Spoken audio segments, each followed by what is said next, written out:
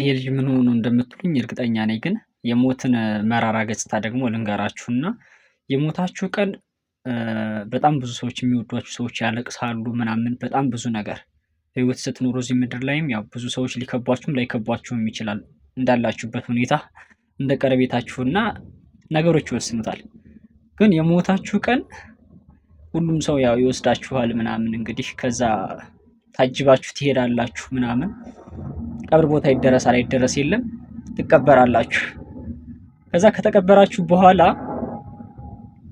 ሁሉም ሰው ትቷችሁ ይሄዳል እና ትቷችሁ የሚሄደው ወደ የራሱ ህይወት ነው። ያ ያለቀሰላችሁ የምትወዱት ሰው የሚወዳችሁ ሰው በሙሉ ወደ የራሱ ህይወት ይመለሳል። አብሬያችሁ ካልተቀበልኩኝ ያላንተ ምናምን ሲል የነበረው ሰው በሙሉ የራሱን ህይወት ይጀምራል።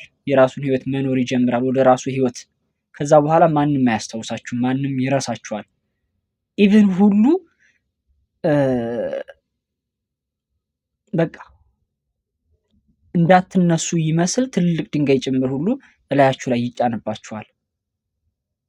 በሰው ተከባችሁ ትኖሩ የነበራችሁ ወይም ብዙ ጓደኛ እንኳን ቢኖራችሁ ከዛች ከተቀበራችሁበት ቀን ጀምሮ ብቸኛ ትሆናላችሁ። እዛ መቃብር ቤት ውስጥ ከሌላ ሬሳ ጋር ከሞቱ ሰዎች ጋር ነው የምትኖሩት።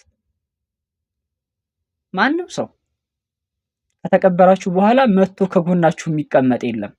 የመቃብር ቦታ በጣም ሰው መፍራት ሁሉ ይጀምራል። ያ ሲያቅፋችሁ ሲስማችሁ የነበረው ሰው ሁሉ የቅብር ቦታችሁ ጋር መጥቶ መቀመጥ ሁሉ ይፈራል።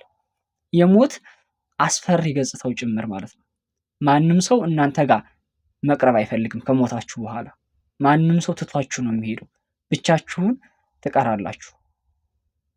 መጣ ትርጉም ላይኖረው ይችላል፣ ግን እውነታው እንደዛ ነው። መጥቶ እንኳን መቃብራችሁ አጠገብ የሚቀመጥ ሰው የለም። ሁሉም ሰው ወደ የራሱ ህይወት ነው የሚመለሰው። ሁሉም ሰው የራሱን ህይወት ነው መኖር የሚጀምረው። እናንተ ምን ሆናችሁ የሚለው ነገር በቃ ለአንድ ቀን ነው፣ ከሆነም ለ2 ቀን ለ3 ቀን ነው። ግን ዙሮ ከእናንተ መለየት የሚጀምረው እናንተ ከሞታችሁ ጀምሮ ዓለም ሁሉ ከእናንተ ጋር አይደለም። እናንተን ሁሉ ትቷችሁ ሂዷል።